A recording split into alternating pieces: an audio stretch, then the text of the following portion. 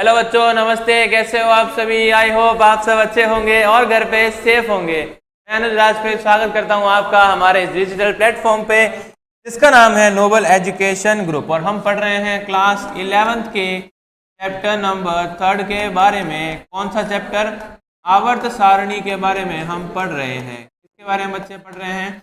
आवर्त सारणी के बारे में काफ़ी सारी बातें कर रहे हैं। आवर्त सारणी अब तक तुम्हारे दिमाग में बैठ गई होगी। क्या होती है सर? यहाँ पे एस ब्लॉक होता है, यहाँ पे डी ब्लॉक होता है, यहाँ पे पी ब्लॉक होता है। इसके अंदर कितने आवर्त आते हैं, कितने वर्ग आते हैं, इन वर्गों की फिजिकल प्रॉपर्टी या भौतिक गुणों के बारे में हम पढ़ रहे थे। जिसके अंदर हमने बात करी थी परमाणविक त्रिज्या के बारे में, परमाणु त्रिज्या के बारे में बातें कर ली थी। उसके अलावा हम क्या बातें कर रहे थे? आयनिक त्रिज्या या आयनिक क्या बात कर रहे थे? आयनिक ऊर्जा के बारे में बात कर रहे थे। ठीक है, किसके बारे में बात कर रहे थे? आयनिक ऊर्जा के बारे में बातें कर रहे थे, या आयनाइजेशन एंथैल्पी के अंदर थोड़ी सी चीजें बची हुई है, उनको कवर करते हैं और एक न्यू टॉपिक भी बात करेंगे, है ना। आयनन एंथैल्पी लिख देते हैं।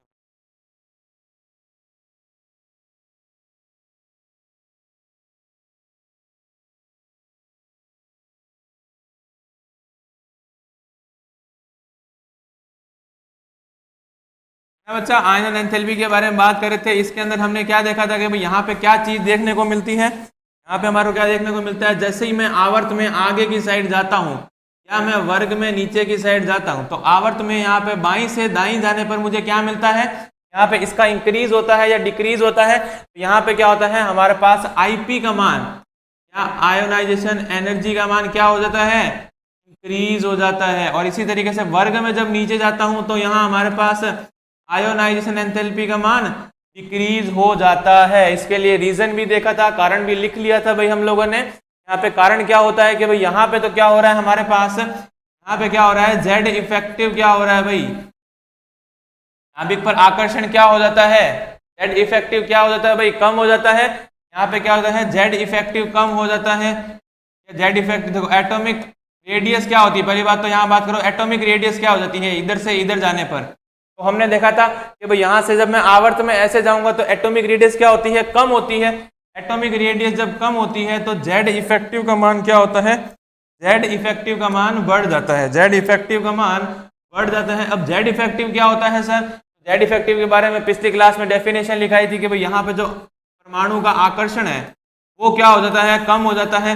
ये वाला जो इलेक्ट्रॉन है वो क्या कर लेता है? आवरण प्रभाव दर्शाता है, जिसकी वजह से क्या होता है? ये पॉजिटिव चार्ज क्या होता है?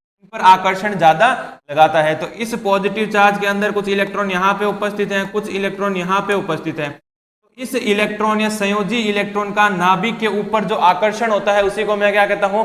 जेड इफेक्टिव कहता हूँ। जेड इफेक्टिव कहता हूँ। अब हमारे को क्या है? एक इलेक्ट्रॉन को क्या है इसमें से निकालना है। इस इलेक्ट्रॉन को निकालना क्या होगा? आसान होगा, क्योंकि यहाँ पे अंदर की तरफ क्या है? आकर्षण ज्यादा है। ये हमने बातें कर ली थी। इसी तरीके से आयोनाइजेशन एंथैल्पी क्या होती है? इसकी ज्यादा होती है। यहाँ से तुम ये भी ध्यान रख सकते हो कि भाई जो हमारे पास परमाणविक त्रिज्या होती है वो जेड इफेक्टिव के क्या होती है? व्युत्क्रमानुपाती होती है। कॉपी के ऊपर वाले साइड में लिख सकते हो परमाणविक त्रिज्या जो होती है, परमाणविक त्रिज्या वो व्युत्क्रमानुपाती होती है हमारे किसकी? आयोनाइजेशन जेड इफेक्टिव के, सॉरी।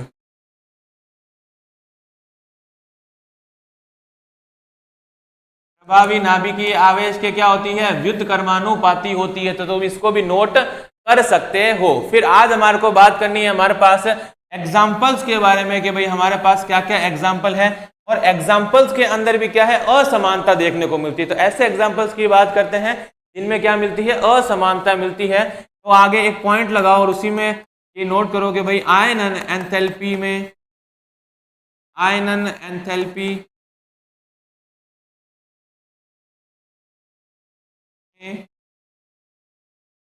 कुछ असामान्य व्यवहार, असामान्य व्यवहार इसके आगे लिख लो। असामान्य व्यवहार आगे डैश कर दो, और उसी के अंदर यहाँ पे हमारे को देखना है। यहाँ पे क्या देखना है भाई हमारे को? ये तो हम क्या लिख ली? एक बात लिख ली। इसके अंदर चीजें क्या लिखनी है उसके बारे में सुनो। पहले सुनो कि भाई यहाँ पे क्या है हमारे पास? यहाँ पे मेरे पास किसका आयोनाइजेशन विभव ज्यादा है? तो मेरे पास किसका विभव ज्यादा होता है कि भाई नाइट्रोजन के लिए है मेरे पास Ip की वैल्यू या IE की वैल्यू क्या होती है, ज्यादा होती है एज कंपेयर टू ऑक्सीजन, ठीक है। और बेरिलियम और बोरोन में मेरे पास किसकी होती है, बेरिलियम की ज्यादा होती है। तो दो हमारे पास असामान्य व्यवहार हैं, या क्या कह सकते हैं कि भाई यहाँ पे ये गुणधर्म देखने को मिलते हैं, क्योंकि ये क्या होते हैं, अधिक स्थायी होते हैं या ज्यादा सुटेबल होते हैं, ठीक है। यहाँ पे क्या है, देखो यहाँ पे हमने देखा कि भाई यहाँ पे क्या है, lithium, beryllium, boron, carbon, nitrogen, oxygen, fluorine, neon. यहाँ हमने देखा भाई यहाँ से यहाँ जा रहे थे, जैसे कि यहाँ पे बताया कि IE का मान क्या है, बढ़ रहा है। क्या बढ़ रहा है बच्चा, IE का मान बढ़ रहा है। लेकिन यहाँ क्या देखने को मिला कि भाई यहाँ पे तो होना क्या चाहिए था, ऑक्सीजन के लिए IE की वैल्यू ज्यादा होनी चाहिए थी, और यहाँ पे क्या होता है, इस वाली कंडीशन में नाइट्रोजन के लिए IE की वैल्यू क्या होती है, ज्यादा होती है। नाइट्रोजन के लिए IE या आयोनाइजेशन ऊर्जा का मान क्या होता है, या आयोनाइजेशन एंथैल्पी भी कह सकते हो, इस आयोनाइजेशन एंथैल्पी का मान इसके लिए क्या होता है, ज्यादा होता है, ठीक है। यहाँ पे इसके लिए ज्यादा क्यों होता है, क्योंकि यहाँ पे इलेक्ट्रॉनिक विन्यास क्या होता है, यहाँ पे हमारे पास नाइट्रोजन का इलेक्ट्रॉनिक विन्यास, पिछले चैप्टर में बात करी थी, इलेक्ट्रॉनिक विन्यास क्या होता है, याद करके बताओ इलेक्ट्रॉनिक विन्यास क्या होता है। तो नाइट्रोजन का इलेक्ट्रॉनिक विन्यास होता है 1s2 2s2 2p3, यानी कि p के अंदर 3 इलेक्ट्रॉन है, p के अंदर 3 कक्षक है, एक कक्षक, दो कक्षक, 3 कक्षक, एक कक्षक के अंदर एक इलेक्ट्रॉन, दूसरे के अंदर एक इलेक्ट्रॉन, तीसरे के अंदर एक इलेक्ट्रॉन। तो यहाँ पे हमने बात करी थी जो भी अर्धपूरित कक्षक होते हैं, क्या बात करी थी, जो भी अर्धपूरित कक्षक होते हैं वो ज्यादा स्थायी होते हैं इसके कंपैरिजन में, जो अर्धपूरित नहीं होते हैं उनकी तुलना में, जो अर्धपूरित नहीं होते हैं उनकी तुलना में जो अर्धभरित कक्षक होते हैं वो ज्यादा स्थायी होते हैं। तो यहाँ पे नाइट्रोजन क्या होता है, ज्यादा स्थायी होता है, सममित ऊर्जा इसके अंदर उपस्थित होते हैं, सममित इलेक्ट्रॉन इसमें उपस्थित होते हैं। तो यहाँ से इलेक्ट्रॉन्स को निकालना, यहाँ से इलेक्ट्रॉन्स को निकालना मुश्किल होता है, किसकी तुलना में, ऑक्सीजन की तुलना में, क्योंकि यहाँ पे इसकी ऊर्जा बहुत ज्यादा है। तो अब इसको यहाँ से इलेक्ट्रॉन को निकालना क्या है, बहुत मुश्किल है ऑक्सीजन की तुलना में। इसीलिए यहाँ पे क्या है, आयोनाइजेशन एंथैल्पी का मान ज्यादा आता है, इसीलिए क्या आता है, यहाँ पे इसकी आयनन ऊर्जा का मान ज्यादा आता है। इसी तरीके से एक एग्जांपल और देखो कि होना किसका ज्यादा चाहिए था, बोरोन का ज्यादा होना चाहिए था, पर होता किसका ज्यादा है, बेरिलियम का ज्यादा होता है। तो यहाँ पे ऐसा क्यों देखने को मिला। अब यहाँ पे भी सेम कंडीशन है, यहाँ पे बेरिलियम का इलेक्ट्रॉनिक विन्यास क्या होता है, 1s2 और 2s2। बोरोन का इलेक्ट्रॉनिक विन्यास होता है 1s2 2s2 2p1। अब बताओ किसमें से इलेक्ट्रॉन निकालना आसान होगा, किसमें से इलेक्ट्रॉन निकालना आसान होगा। भाई सबसे बाहर कौन है हमारे पास, तो p कक्षक। देखो यहाँ पे इसको ऐसे बना देता हूँ भाई, बना के देखते हैं, यहाँ पे चीजें और क्लियर हो जाएगी। ये मेरे पास 1s, ये मेरे पास 2s और ये मेरे पास p मान लेते हैं, ठीक है। ये मेरे पास क्या आया, नाभिक, ये 1s और ये 2s, इसके अंदर मेरे पास 2 इलेक्ट्रॉन, इसके अंदर मेरे पास 2 इलेक्ट्रॉन। यहाँ पे बताओ निकालना आसान होगा कि यहाँ पे देखो ये मेरे पास 1 इलेक्ट्रॉन, ये 2, ये 1 इलेक्ट्रॉन, ये 1 इलेक्ट्रॉन और यहाँ पे अब 1 इलेक्ट्रॉन। तो अब तुम ही बता दोगे भाई किसके अंदर से इलेक्ट्रॉन निकालना आसान होगा, है ना। तो यहाँ पे क्या होगा कि भाई यहाँ से इसके अंदर से इलेक्ट्रॉन निकालना आसान होगा, मतलब इसकी ऊर्जा का मान क्या होगा, या आयोनाइजेशन एंथैल्पी का मान क्या आएगा, कम। इसमें से इलेक्ट्रॉन निकालना मुश्किल होगा, क्योंकि यहाँ पे अब क्या है, इलेक्ट्रॉन कम है और यहाँ पे आकर्षण क्या है, अधिक है, जेड इफेक्टिव का मान ज्यादा है। तो यहाँ पे क्या होगा, अब ये इलेक्ट्रॉन को निकालना क्या होगा, मुश्किल होगा, इसलिए इसको अधिक एनर्जी प्रोवाइड करनी पड़ेगी। तो अधिक एनर्जी प्रोवाइड करनी पड़ेगी, तो उस ऊर्जा को ही हम क्या कह रहे थे, आयनन ऊर्जा कह रहे थे। इसीलिए हम कह रहे हैं कि भाई बेरिलियम के लिए क्या है हमारे पास, बेरिलियम के लिए हमारे पास क्या है, इसका मान ज्यादा होता है, आयनाइजेशन एनर्जी का मान ज्यादा होता है एज कंपेयर टू बोरोन की तुलना में, एज कंपेयर टू बोरोन की तुलना में, ठीक है। ये दोनों बातें समझ में आ गई भाई अच्छे से। अब हम इसको लिख सकते हैं, कोई दिक्कत की बात नहीं है, अच्छे से इसको नोट कर सकते हैं। यहाँ से सीधा समझ में आ गई भाई ऐसा क्यों हो रहा है। एक बात और कि भाई मैंने एक चीज लिखवाई थी, भेदन क्षमता, पिछले चैप्टर में मैंने एक चीज लिखाई थी, वहां जाके चेक करना भेदन क्षमता क्या होता है। भेदन क्षमता क्या होता है कि भाई यहाँ पे क्या है, एस, पी और डी कक्षकों के लिए भेदन क्षमता लिखाई थी। तो यहाँ पे एस कक्षक, इस एस कक्षक की क्या होती है, भेदन क्षमता ज्यादा होती है एज कंपेयर टू पी कक्षक के। तो ये एस क्या होता है, इस नाभिक के ज्यादा पास रहता है एज कंपेयर टू पी कक्षक के। इसीलिए क्या है, यहाँ पे ये 2s से हमारे को इलेक्ट्रॉन निकालना मुश्किल होता है 2p की तुलना में। इसीलिए यहाँ पे क्या है, इसकी एनर्जी क्या आती है, ज्यादा आई आती है, या इसका आयनन विभव क्या आता है, ज्यादा आता है। इतनी बातें हो गई। अब इसी के बारे में हम चीजों को लिखेंगे। यहाँ पे लिखना स्टार्ट करो, पहला पॉइंट लगाओ, इस जगह पहला पॉइंट लगाओ और उसमें लिखो, पहला पॉइंट लगाओ उसमें लिखो नाइट्रोजन के आयनन विभव का मान लिखना है भाई। नाइट्रोजन के आयनन विभव का मान, नाइट्रोजन के आयनन विभव का मान ऑक्सीजन के आयनन विभव से ज्यादा होता है। नाइट्रोजन के आयनन विभव का मान ऑक्सीजन के आयनन विभव के मान से ज्यादा होता है, ऑक्सीजन के आयनन विभव के मान से ज्यादा होता है। फिर अगली लाइन से लिखो क्योंकि नाइट्रोजन का इलेक्ट्रॉनिक विन्यास, क्योंकि नाइट्रोजन का इलेक्ट्रॉनिक विन्यास 1s2 2s2 2p3 1s2 2s2 2p3 होता है। नाइट्रोजन का इलेक्ट्रॉनिक विन्यास 1s2 2s2 2p3 होता है। इसमें p कक्षक में इलेक्ट्रॉन, इसमें p कक्षक में इलेक्ट्रॉन सममित रूप से, इसमें p कक्षक में इलेक्ट्रॉन सममित रूप में, p कक्षक में इलेक्ट्रॉन सममित रूप में भरे रहते हैं, p कक्षक में सममित रूप से भरे रहते हैं, जिनके कारण इन कक्षकों का स्थायित्व, जिनके कारण इन कक्षकों का स्थायित्व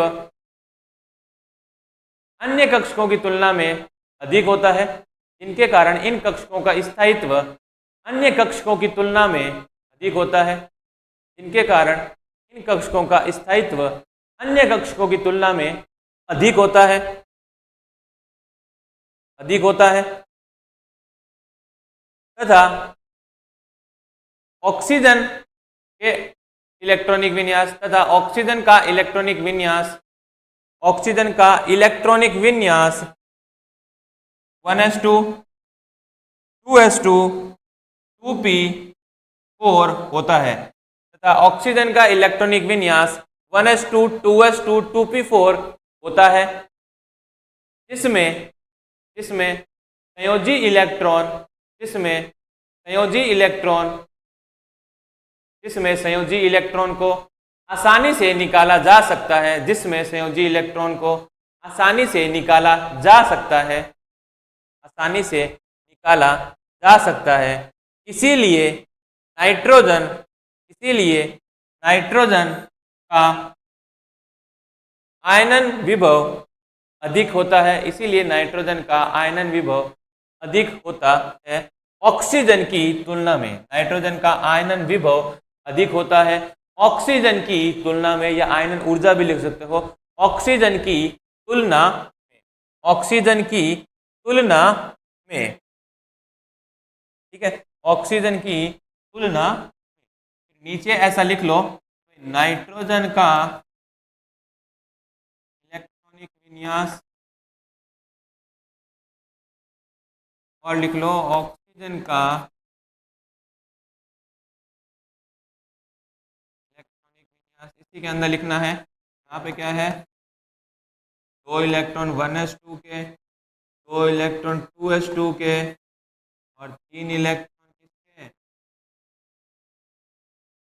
2p3 के, तो 1s2 2s2 2p3। इसी तरीके से यहाँ पे ऑक्सीजन के लिए 2 इलेक्ट्रॉन, यहाँ पे भी 2 इलेक्ट्रॉन, और इसमें कितने, यहाँ पे हम इलेक्ट्रॉन को कैसे भर रहे हैं, मैं कैसे इलेक्ट्रॉन को भर रहा हूँ ये भी क्रम ध्यान रखना। हमने 3 नियम पढ़े थे, उसके अनुसार मैं इलेक्ट्रॉन को भर रहा हूँ। तो 1 2 3 पहले क्या करेंगे, जितने भी कक्षक उपस्थित है उसमें एक एक इलेक्ट्रॉन को भरेंगे। उसके बाद हम क्या करेंगे, पेयरिंग स्टार्ट करेंगे, यहाँ से युग्मन स्टार्ट हो जाता है, तो यहाँ पे 4 इलेक्ट्रॉन आ जाते हैं। अब यहाँ पे क्या होता है, इसकी वजह से यहाँ से इलेक्ट्रॉन को निकालना ज़्यादा आसान हो जाता है। 1s2 2s2 और 2p3 नहीं 4, ठीक है। तो ये मेरे पास क्या आ गया, नाइट्रोजन व ऑक्सीजन का इलेक्ट्रॉनिक विन्यास तुम लोगों ने लिख लिया होगा। अगली पॉइंट से अगला पॉइंट लिखो भाई, अगला एग्जाम्पल या पॉइंट लिखो, उसमें लिखो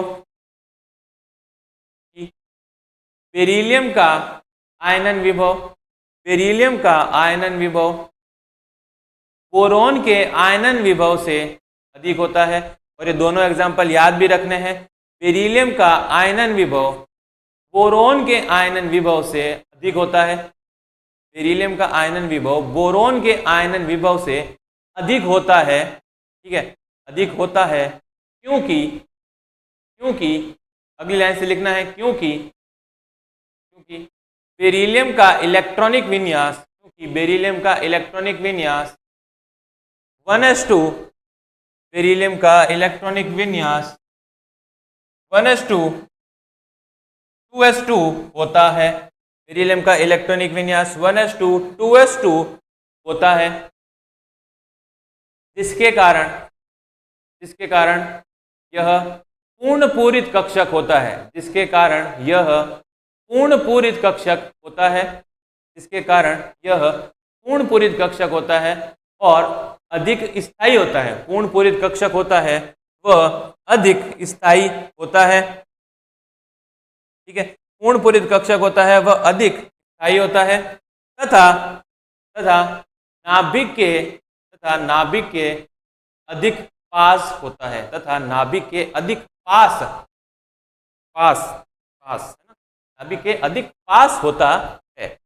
के अधिक पास होता है।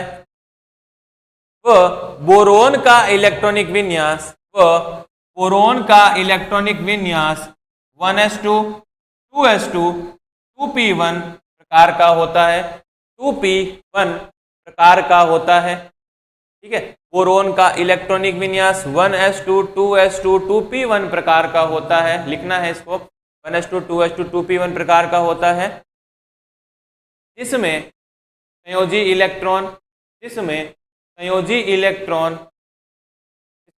इलेक्ट्रॉन s कक्षक की तुलना में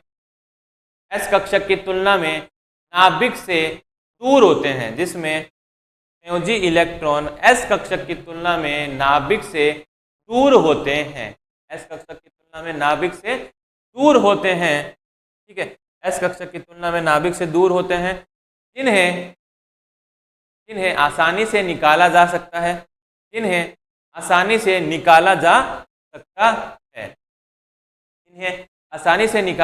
है। इसी कारण बेरिलियम की आयनन ऊर्जा या आयनन विभव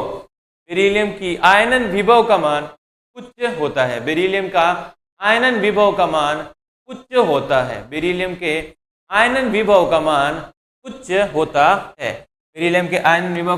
होता है। बोरोन की तुलना में बेरिलियम के आयनन विभव का मान उच्च होता है बोरोन की तुलना में। फिर लिखो भाई कि बेरिलियम का इलेक्ट्रॉनिक विन्यास 1s2 2s2 और बोरोन का इलेक्ट्रॉनिक विन्यास 1s2 2s2 2p1। तो यहाँ पे इसको नोट करो, फिर हम अगला चीजों में चलते हैं। किसमें चलेंगे? इलेक्ट्रॉन लब्धि एंथैल्पी में चलेंगे। उसके अंदर काफी चीजें देखनी है, यहाँ पे नोट कर लिया होगा। ये तो चीजें तुम्हारे को याद है भाई, है ना, ये चीजें याद है तुम्हारे को। अगली चीज क्या है? इलेक्ट्रॉन लब्धि एंथैल्पी।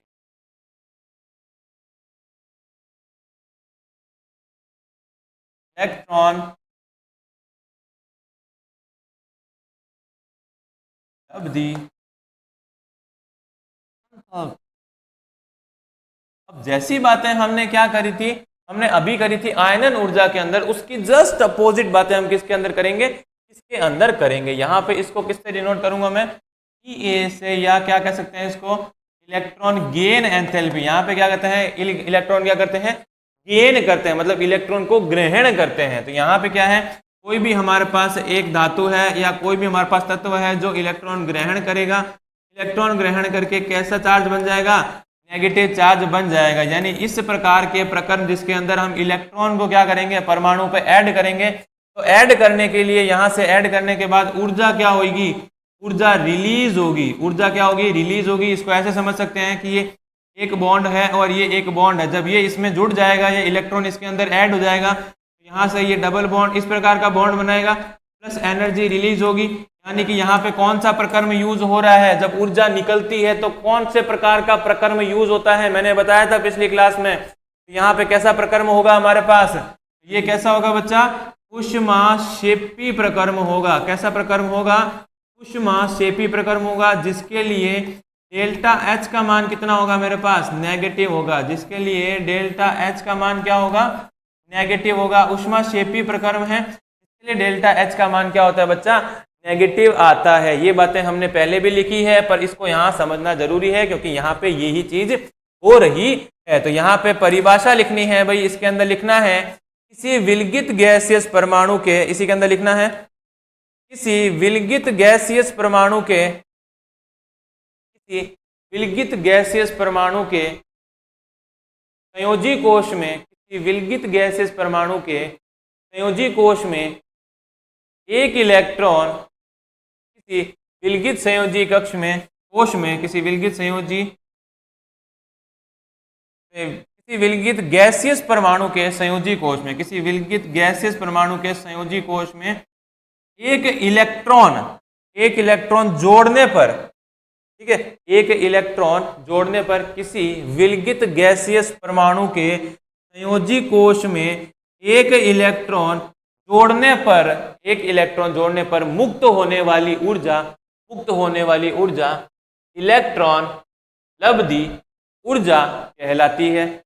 इलेक्ट्रॉन लब्धि ऊर्जा कहलाती है, इलेक्ट्रॉन लब्धि ऊर्जा कहलाती है।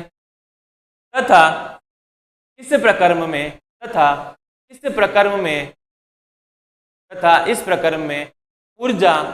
ऊर्जा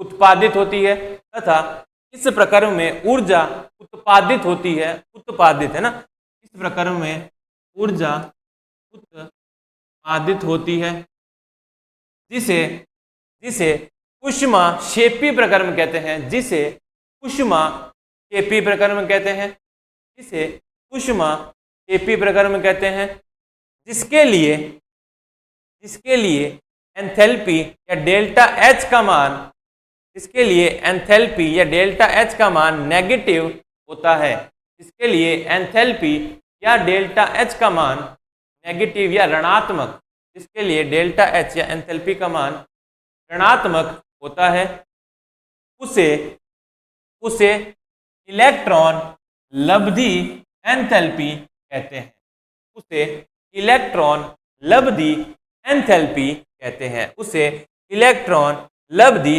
एंथैल्पी कहते हैं। ये वाली चीज को नोट करना है, ऊपर वाले को, नीचे वाले को नोट नहीं करना है। ऊपर वाले को नोट कर लो, यहाँ पे ए है, इलेक्ट्रॉन यूज हुआ तो ए माइनस बना, प्लस ऊर्जा निकल गई। उसके बाद एक एग्जांपल और लिखाता हूँ, ऊर्जा निकल गई, उसके साथ ये वाली चीजें भी लिखनी है। मतलब क्या है, ए से इलेक्ट्रॉन वापस बना देता हूँ, यहाँ पे देखो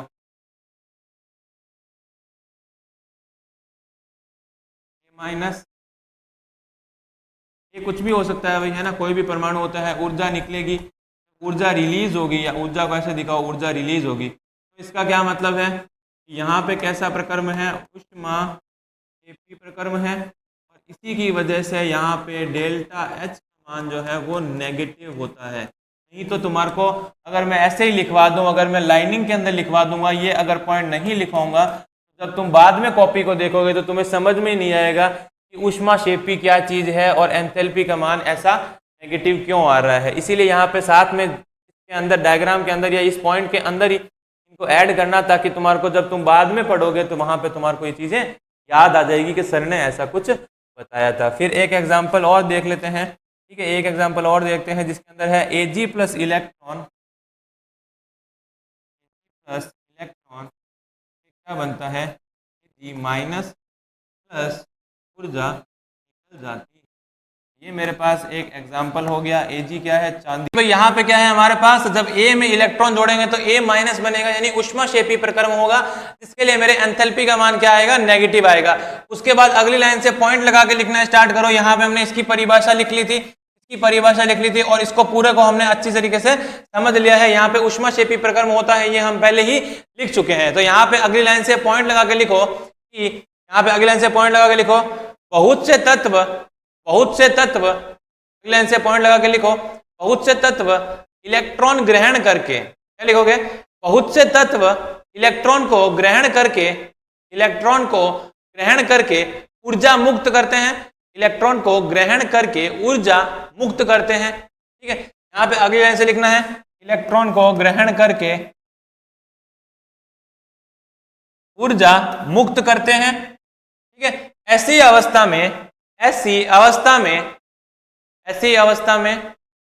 इलेक्ट्रॉन लब्धि एंथैल्पी का मान, ऐसी अवस्था में इलेक्ट्रॉन लब्धि एंथैल्पी का मान ऋणात्मक आता है। ऐसी अवस्था में इलेक्ट्रॉन लब्धि एंथैल्पी का मान ऋणात्मक आता है। ठीक है, ऐसी अवस्था में इलेक्ट्रॉन लब्धि एंथैल्पी का मान ऋणात्मक आता है। ठीक है, ऐसी अवस्था में इलेक्ट्रॉन लब्धि एंथैल्पी का मान क्या आता है भाई, ऋणात्मक आता है।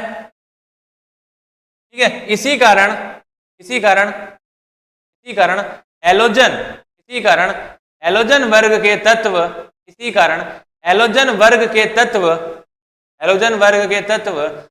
सर्वाधिक इलेक्ट्रॉन लब्धि एंथैल्पी, इसी कारण हैलोजन वर्ग के तत्व सर्वाधिक इलेक्ट्रॉन लब्धि एंथैल्पी रखते हैं। इसी कारण हैलोजन वर्ग के तत्व सर्वाधिक इलेक्ट्रॉन लब्धि एंथैल्पी रखते हैं, सर्वाधिक इलेक्ट्रॉन लब्धि एंथैल्पी रखते हैं। ठीक है, सर्वाधिक इलेक्ट्रॉन लब्धि एंथैल्पी रखते हैं, मतलब यहाँ पे हमारे पास जो X होता है, लाइक ये फ्लोरीन, क्लोरीन, ब्रोमीन, आयोडीन, ये मेरे पास क्या होते हैं, ये मेरे पास सबसे अधिक ऋणात्मक इलेक्ट्रॉन लब्धि एंथैल्पी वाला वर्ग होता है। सबसे अधिक ऋणात्मक इलेक्ट्रॉन लब्धि एंथैल्पी वाला क्या होता है, वर्ग होता है। तो यहां तक इतना लिख लिया कि भाई यहाँ पे क्या होता है, हैलोजन हमारा सबसे अधिक इलेक्ट्रॉन लब्धि एंथैल्पी वाला वर्ग होता है।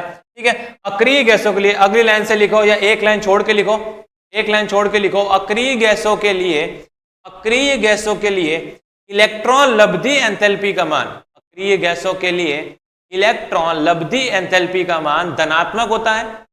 अक्रिय गैसों के लिए इलेक्ट्रॉन लब्धि एंथैल्पी का मान धनात्मक होता है। ठीक है, अक्रिय गैसों के लिए इलेक्ट्रॉन लब्धि एंथैल्पी का मान, डेल्टा क्या लिखूं, ये का मान कैसा होता है भाई, पॉजिटिव आता है, धनात्मक होता है।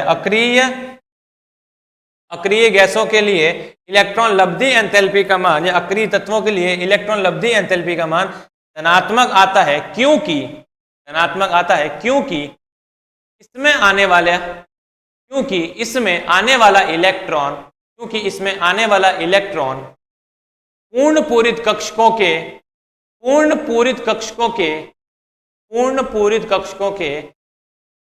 बाहर वाले अस्थायी कक्षक में, पूर्ण पूरित कक्षकों के बाहर वाले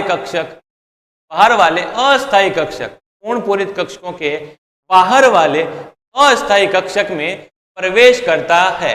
पूर्ण पूरित कक्षकों के बाहर वाले कक्षक में प्रवेश करता है, जिसकी वजह से इनके मान धनात्मक होते हैं। जिसकी वजह से इनके मान क्या होते हैं बच्चा, धनात्मक होते हैं। जिसकी वजह से इनके मान कैसे होते हैं, धनात्मक होते हैं। जिसकी वजह से इनके मान कैसे होते हैं, धनात्मक होते हैं। अब यहाँ पे चीजों को देखो और फिर हम इसको लिखेंगे, फिर हम इसको क्या करेंगे, नोट डाउन करेंगे। अब हम क्या कर रहे हैं, वर्ग में कहाँ जा रहे हैं, बाएं से दाएं जा रहे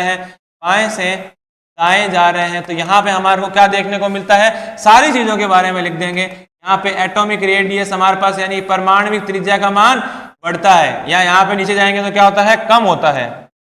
क्या होता है बच्चा, परमाणविक त्रिज्या का मान कम होता है। जब परमाणविक त्रिज्या का मान कम होता है तो जेड इफेक्टिव का मान क्या होता है, बढ़ जाता है, या प्रभावी नाभिकीय आवेश जो होता है वो बढ़ जाता है। और जब प्रभावी नाभिकीय आवेश बढ़ता है तो प्रभावी नाभिकीय आवेश बढ़ने से यहाँ पे जैसे ही मैं इलेक्ट्रॉन डालूंगा तो इलेक्ट्रॉन क्या होगा, न्यूक्लियस का अट्रैक्शन ज्यादा होगा तो वो खचाक से पकड़ लेगा। क्या करेगा, खचाक से पकड़ लेगा। यहाँ से क्या होगा, मेरे पास इलेक्ट्रॉन लब्धि एंथैल्पी का मान भी क्या आ जाएगा, ज्यादा आ जाएगा। मतलब मैं अगर आवर्त में जाऊंगा तो आवर्त में जाने पर मेरे पास इलेक्ट्रॉन लब्धि एंथैल्पी का मान बढ़ जाएगा। क्यों बढ़ जाएगा, क्योंकि यहाँ पे क्या है, हमारे एक ही कोश के अंदर इलेक्ट्रॉन क्या है, बढ़ते चले गए। एक ही कोश के अंदर इलेक्ट्रॉन क्या है भाई, ज्यादा से ज्यादा हो गए। ठीक है, यानी यहाँ पे क्या हो गया, जेड इफेक्टिव का मान क्या हो गया, इंक्रीज हो गया। अब यहाँ पे जो संयोजी कोश के अंदर इलेक्ट्रॉन आएगा, बाहर से एक इलेक्ट्रॉन आएगा तो वो आकर्षण ज्यादा होने की वजह से क्या होगा, उतना ही आसानी से आ पाएगा। भाई एक तो मेरे पास क्या है, इतना सा पोर्शन है, मान लो भाई ये वाला गोला है, इतना सा पोर्शन है, इसी के अंदर इलेक्ट्रॉन बड़े पड़े हैं, तो यहाँ पे क्या है, अट्रैक्शन बहुत ज्यादा होगा। तो अब जो दूसरा इलेक्ट्रॉन आना चाहेगा तो वहां पे क्या है, उस अट्रैक्शन के कारण उसका आना क्या होगा, बहुत आसान हो जाएगा। न्यूक्लियस क्या करेगा, खचाक से उसको पकड़ लेगा, न्यूक्लियस क्या करेगा, खचाक से उसको पकड़ लेगा। इसी वजह से इसकी क्या होगी, इलेक्ट्रॉन लब्धि एंथैल्पी के मान क्या होंगे, ज्यादा होंगे। क्यों, क्योंकि यहाँ पे प्रभावी नाभिकीय आवेश बड़ा हुआ होता है। ये बात कर ली हमने। आवर्त में बाएं से दाएं जाने पर इस प्रकार इधर जा रहे हैं। इसी तरीके से जब मैं नीचे जाऊंगा तो वहां पे मुझे पता है परमाणविक त्रिज्या का मान क्या होता है, बढ़ता है, तथा जेड इफेक्टिव का मान क्या होता है बच्चा, कम हो जाता है। अब यहाँ पे क्या हो गया, त्रिज्या का मान इतना बढ़ गया तो अट्रैक्शन कहाँ रहेगा, अट्रैक्शन नहीं रहेगा। तो इलेक्ट्रॉन को अगर हम दूर से लाएंगे तो दूर से संयोजी कोष और दूर हो जाएगा। तो यहाँ पे क्या हो जाएगा, संयोजी कोष दूर होने से यहाँ पे इलेक्ट्रॉन लब्धि एंथैल्पी के मान कम हो जाएंगे। यहाँ पे जब संयोजी कोष को अगर मैं दूर से लाऊंगा तो वहां से क्या हो जाएंगे, मेरे पास इलेक्ट्रॉन लब्धि एंथैल्पी के मान क्या हो जाएंगे बच्चा, कम हो जाएंगे। इलेक्ट्रॉन लब्धि एंथैल्पी के मान क्या हो जाएंगे, कम हो जाएंगे। तो यहाँ पे क्या है, इस चीज को बना लो और उसके बाद लिखेंगे। इस चीज को बना लो, इस चीज को बना लो, उसके बाद हम क्या करेंगे, इसको नोट डाउन करेंगे। कैसे हम समझेंगे, यहाँ पे इसको समझाऊं तो क्या है भाई, इसको ऐसे समझाऊं, 1 2 7 5 से तीर घुमाते रहो। तो यहाँ पे क्या है, अब इसमें इलेक्ट्रॉन आएगा तो यहाँ पे इस न्यूक्लियस का अट्रैक्शन क्या होगा, इतना ज्यादा नहीं होगा। यहाँ पे क्या है, ये मुश्किल से आएगा तो यहाँ इलेक्ट्रॉन लब्धि एंथैल्पी का मान क्या हो जाएगा बच्चा, कम हो जाएगा। ठीक है, तो यहाँ पे अगली लाइन से फटाफट इसको नोट कर लो। ये वाले डायग्राम नोट मत करना, गोले वाले डायग्राम सिर्फ समझाने के लिए थे। ये दो चीजें नोट करनी है, उसके बाद लिखना है अगली लाइन से। अगली लाइन से लिखो, आवर्त में बाएं से दाएं जाने पर, आवर्त में बाएं से दाएं जाने पर, आवर्त में बाएं से दाएं जाने पर परमाणविक त्रिज्या के मान में, परमाणविक त्रिज्या के मान में कमी होती है। परमाणविक त्रिज्या के मान में कमी होती है, परमाणविक त्रिज्या के मान में कमी होती है, तथा नाभिक व इलेक्ट्रॉनों के मध्य, तथा नाभिक व इलेक्ट्रॉनों के मध्य, तथा नाभिक व इलेक्ट्रॉनों के मध्य आकर्षण बढ़ने के कारण, तथा नाभिक व इलेक्ट्रॉनों के मध्य आकर्षण बढ़ने के कारण प्रभावी नाभिकीय आवेश, आकर्षण बढ़ने के कारण प्रभावी नाभिकीय आवेश, प्रभावी नाभिकीय आवेश बढ़ जाता है, प्रभावी नाभिकीय आवेश बढ़ जाता है, जिसकी वजह से इलेक्ट्रॉन लब्धि एंथैल्पी का मान, जिसकी वजह से इलेक्ट्रॉन लब्धि एंथैल्पी का मान बढ़ता है, जिसकी वजह से इलेक्ट्रॉन लब्धि एंथैल्पी का मान बढ़ता है, इलेक्ट्रॉन लब्धि एंथैल्पी का मान बढ़ता है, वह आने वाले इलेक्ट्रॉन को अधिक आकर्षण, आने वाले इलेक्ट्रॉन को अधिक आकर्षण प्राप्त होता है, अधिक आकर्षण प्राप्त होता है, जिससे आने वाले इलेक्ट्रॉन को अधिक आकर्षण प्राप्त होता है, जिससे वो आसानी से आ सकता है, जिससे वो आसानी से आ सकता है, जिससे वो आसानी से आ सकता है, जिससे वो आसानी से आ सकता है। अगले लाइन से एक लाइन छोड़ के लगाओ, अगली लाइन एक लाइन छोड़ के लिखो भाई, वर्ग में ऊपर से नीचे जाने पर, वर्ग में ऊपर से नीचे जाने पर, वर्ग में ऊपर से नीचे जाने पर परमाणविक त्रिज्या का मान बढ़ता है, परमाणविक त्रिज्या का मान बढ़ता है, अतः परमाणु त्रिज्या का मान बढ़ता है, अतः प्रभावी नाभिकीय आवेश, अतः प्रभावी नाभिकीय आवेश कम हो जाता है, अतः प्रभावी नाभिकीय आवेश कम हो जाता है, अतः प्रभावी नाभिकीय आवेश कम हो जाता है, तथा इलेक्ट्रॉन अब आसानी से, तथा अब इलेक्ट्रॉन आसानी से नहीं आ सकता है, तथा अब इलेक्ट्रॉन आसानी से नहीं आ सकता है, तथा अब इलेक्ट्रॉन आसानी से नहीं आ सकता है, अब इलेक्ट्रॉन आसानी से नहीं आ सकता है, जिसके कारण इलेक्ट्रॉन लब्धि एंथैल्पी के मान कम हो जाते हैं, जिसके कारण इलेक्ट्रॉन लब्धि एंथैल्पी के मान कम हो जाते हैं, जिसके कारण इलेक्ट्रॉन लब्धि एंथैल्पी के मान कम हो जाते हैं, जिसके कारण इलेक्ट्रॉन लब्धि एंथैल्पी के मान कम हो जाते हैं, जिसके कारण इलेक्ट्रॉन लब्धि एंथैल्पी के मान कम हो जाते।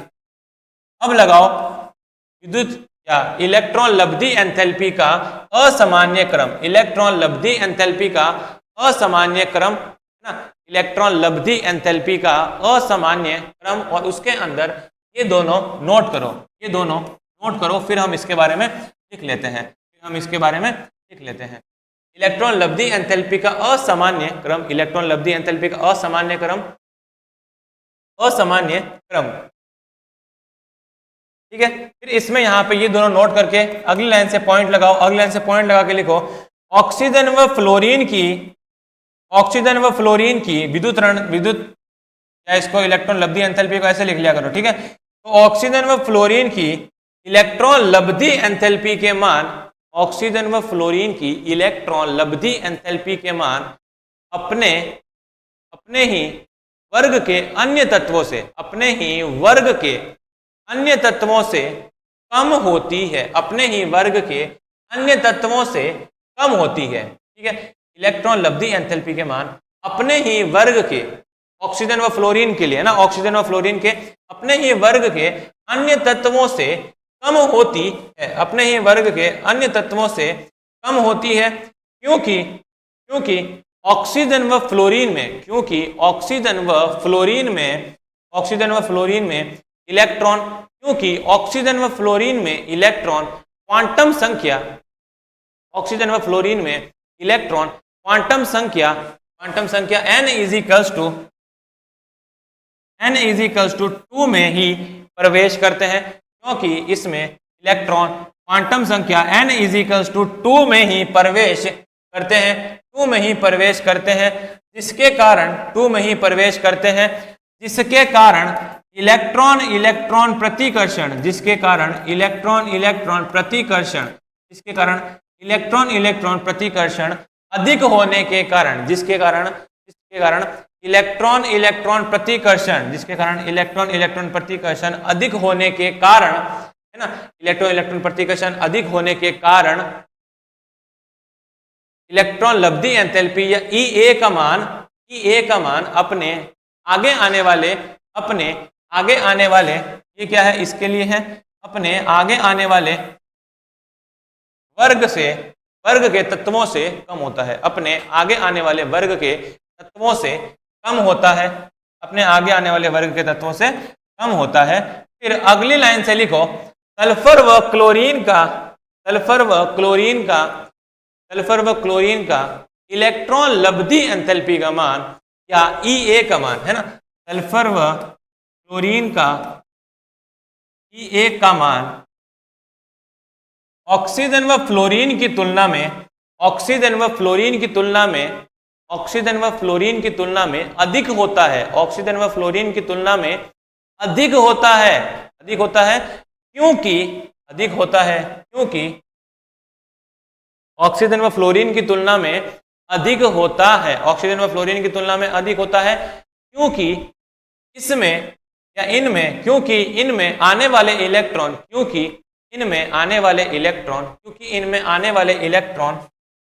n इजिकल्स टू 3 में प्रवेश करते हैं, क्योंकि इनमें आने वाले इलेक्ट्रॉन n इजिकल्स टू 3 में या मुख्य क्वांटम संख्या 3 में प्रवेश करते हैं, इनमें आने वाले इलेक्ट्रॉन n इजिकल्स टू 3 में प्रवेश करते हैं, n इजिकल्स टू 3 में प्रवेश करते हैं, जिसके कारण इनमें इलेक्ट्रॉन प्रतिकर्षण कम होता है, जिसके कारण इनमें इलेक्ट्रॉन प्रतिकर्षण कम होता है, जिसके कारण इनमें इलेक्ट्रॉन प्रतिकर्षण कम होता है, वह इलेक्ट्रॉन आसानी से आ सकता है, इनमें इलेक्ट्रॉन प्रतिकर्षण कम होता है, वह इलेक्ट्रॉन आसानी से आ सकता है, जिसके कारण इनका E a का मान अधिक होता है, जिसके कारण इनका E a का मान अधिक होता है, जिसके कारण इनका E a इलेक्ट्रॉन लब्धि एंथैल्पी का मान अधिक होता है, जिसके कारण इनका E a का मान क्या होता है, अधिक होता है। लास्ट एग्जांपल लिख लो, कार्बन की जो हमारे पास E a की वैल्यू होती है वो नाइट्रोजन से क्या होती है, अधिक होती है। यहाँ पे क्या है, ये हमारे पास एक E a का क्रम हो जाता है, ठीक है बच्चा। तो यहाँ पे क्या है, कार्बन क्या होता है भाई, E a की वैल्यू नाइट्रोजन से ज्यादा होती है, पर हमारी क्या होनी चाहिए, नाइट्रोजन की ज्यादा होनी चाहिए थी। यहाँ पे भी पूर्ण पूरित और अपूर्ण पूरित के बारे में हम बात करते हैं। तो यहाँ पे क्या होती है, ये याद रखना, तुम ये चीज याद रखना, ठीक है बच्चा। तो यहाँ पे हम क्या करते हैं, क्लास को खत्म करते हैं, बाकी की चीजें हम नेक्स्ट क्लास के अंदर करेंगे। Thank you very much, keep smiling, stay happy, stay healthy, जय हिंद।